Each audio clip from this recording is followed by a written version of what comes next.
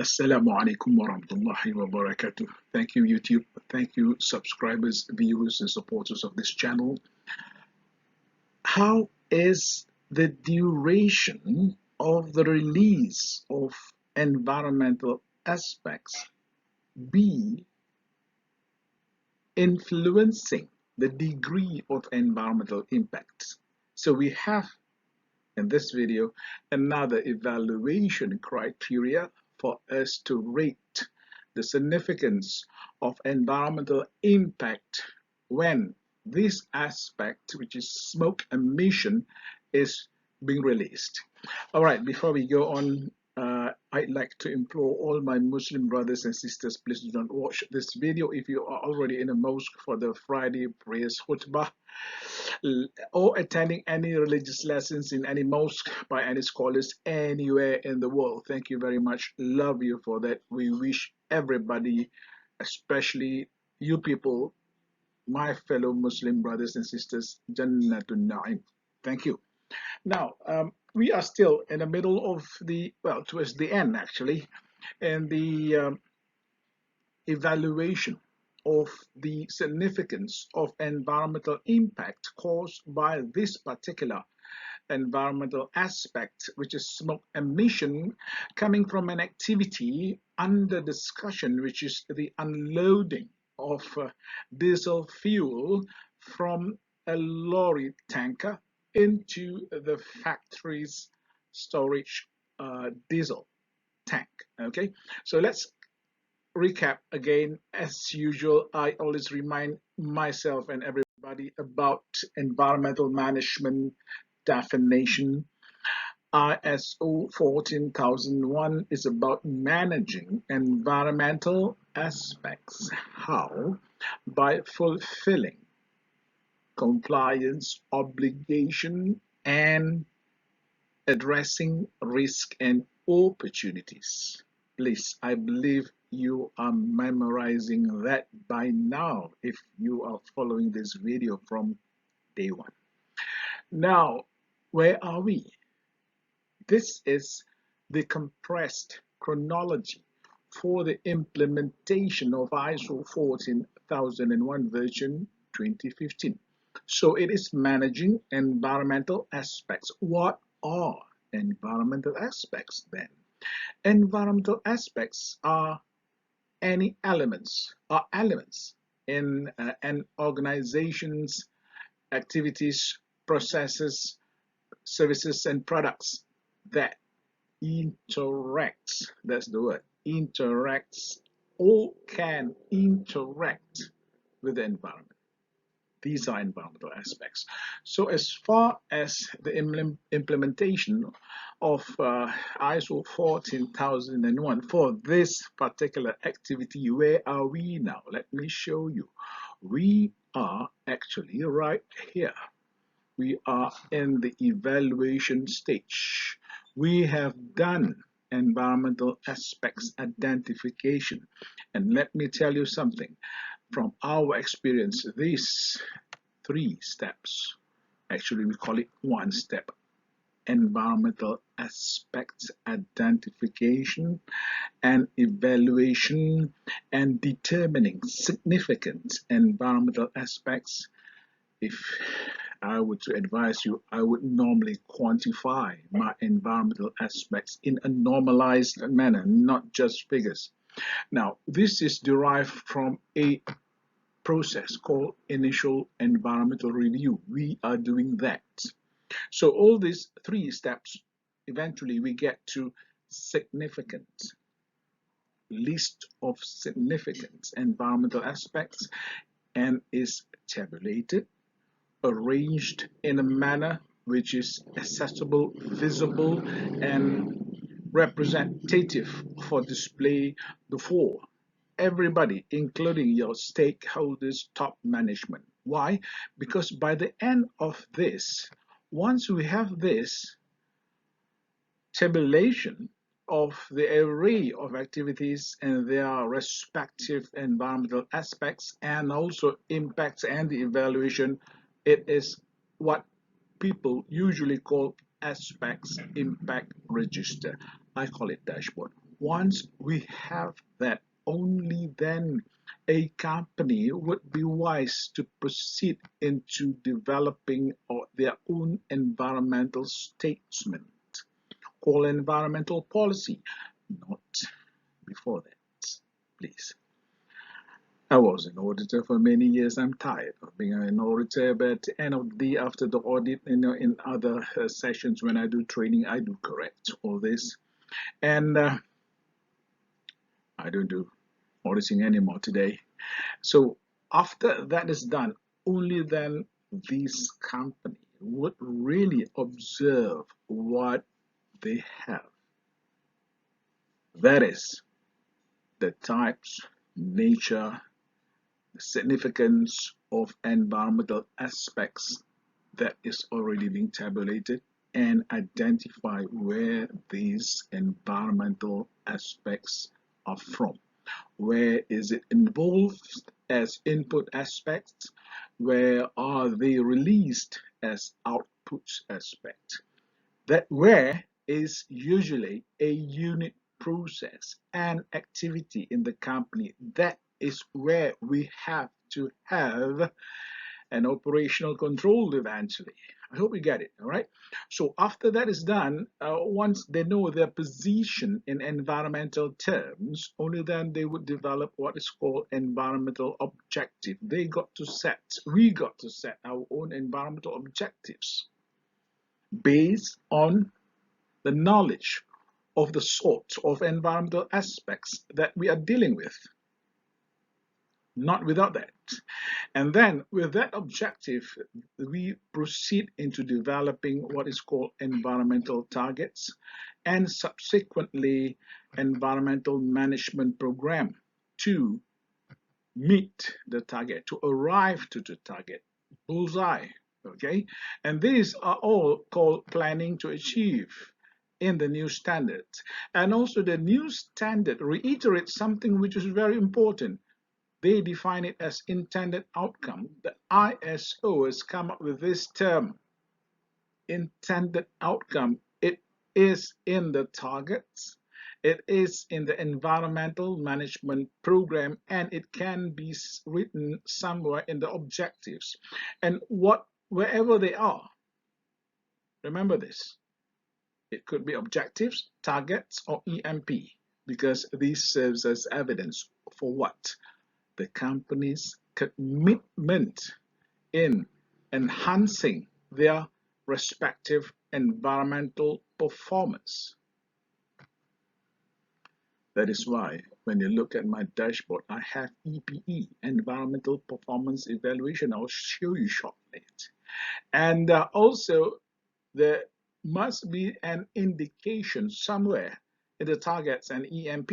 It has got to reflect that our company's endeavor is actually to fulfill compliance obligation.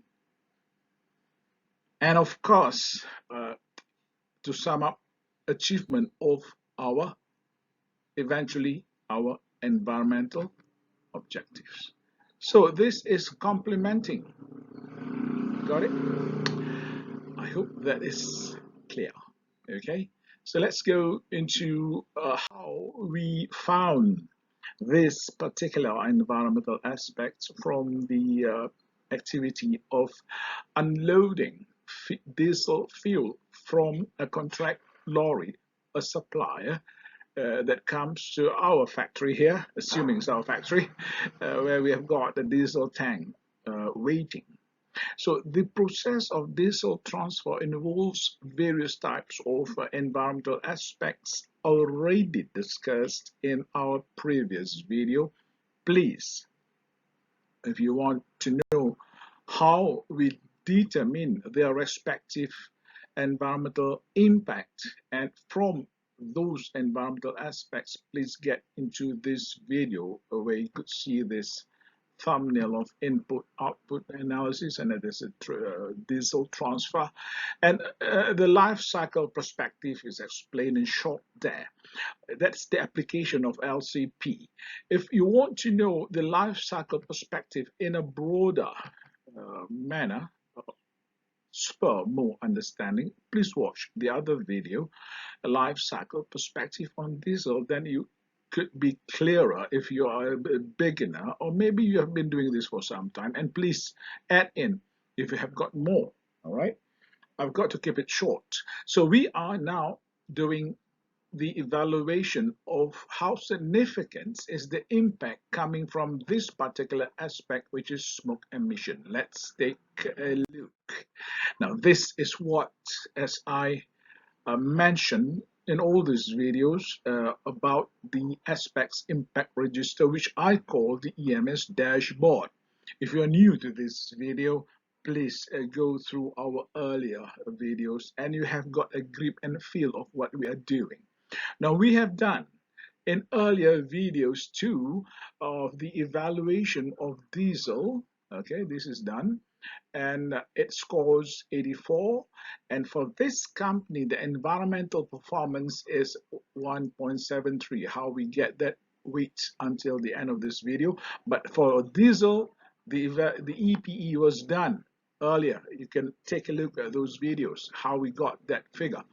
And also we have done dirty spill kit. So for this one we are going to do this, the duration evaluation criteria for smoke emission. Let's take a look now at the definition for duration. All right, this is the state of the art that we have developed over years pertaining to the evaluation of environmental aspects as per criteria duration. Now, this particular activity, which is diesel transfer, is a normal process for this company. It is not abnormal. It's not like preventive maintenance. And it's not emergency like some breakdown of production process parts or trip off. No. This is a regular supply of diesel that will come to this company on a monthly basis. And the loading, the unloading of the diesel fuel takes more than 15 minutes. And the presence of this lorry tanker into this factory does not disturb or interrupt or intervene other factory activity for this company. So it is a normal situation. That's the reason. And for that, it is normal situation and the activity is more than 15 minutes. In other words, the smoke emission that comes out from the exhaust of this diesel lorry is more than 15 minutes. Although the engine is like complying to Euro 3 or Euro 5, I'm not sure, but I remember nothing less than Euro 3. And when we observe that we don't see smoke, we could smell a little bit of the diesel combustion exhaust, but we don't see smoke, and the smell is also not obnoxious. So we still find that we got to do something with it, even though there's no smell, but there is engine noise. Engine noise is also an environmental aspect, but I didn't include it in this evaluation. So for this particular smoke emission from the exhaust of the diesel engine, the score is 5 right here. All right, so you can go through, you can pause this video and go through. These are all evolutionized over more than 15 years. We began doing all this type. We know that there are metrics type using health safety. Now I feel I've got to know to do better than that, because I've studied ecological sciences, I've studied environmental sciences. Now, those are safety and health metrics, easy, but when we try it in environmental management system, there are certain situations that we find that aspects that's supposed to be significant become insignificant, and vice versa. You know what I mean. So for that reason, I think we need to do in-depth evaluation, and I've done it for you. I don't copyright anything. I don't reserve any rights. It's all yours. You can use it. Now, how does this particular Score for smoke emission phase up, 5. So there you are. We have now completed smoke emission as an aspect. Well, the third aspect. There are so many aspects, but we only do 3 just for illustration. But I have given you in this video and other videos the definition of the rating is all yours. Now, apparently, they are scoring 90. Look, in reality, comparatively to diesel fuel, which is an input aspect, dirty spill kit, which is an output aspect, smoke emission from this lorry, which is invisible, we don't even smell much, which is an output aspect, scores 90. Apparently, the diesel spill kit is more significant. There you are. And in reality, it is truth because it is schedule based. And there's a lot of it being generated, and it is, look, affecting business. So this is comparative, and it has got higher magnitude. There you are. So far, why I'm sharing you with this, because so far, this methodology that never failed me. After it stabilizes in the year 2009, we've been using this. The evolution starts in 1997-98. Okay, and 2009, we feel that we have done this through one of the first shipyard, if not in Asia, in Southeast Asia, to be certified ISO 14001 shipyard. Multi activities, most of them subcontracted out. We have done it successfully, certified. Okay, so for that reason, I share this with you. Okay, so it's good for now. Now, thank you, YouTube. Thank you, subscribers, viewers, and the supporters of this channel again. I wish everybody in good health, prosperity. Please learn more, get in depth, do better than what I did, okay? Especially my younger colleagues. Until we meet in the next video, I wish everybody Assalamu alaikum wa rahmatullahi wa barakatuh.